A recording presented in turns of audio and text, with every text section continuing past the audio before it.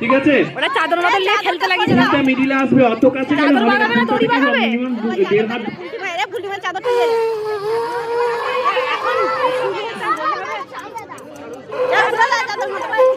চাদরগুলো খুলে দে ওইটাও নিয়ে লে ওইটাও নিয়ে লে জেঠি মারা নিয়ে এলে এবার জেঠি চাদরটা রাখো আমি একাই বল কমর ভেঙে দিবি আজকে বলছো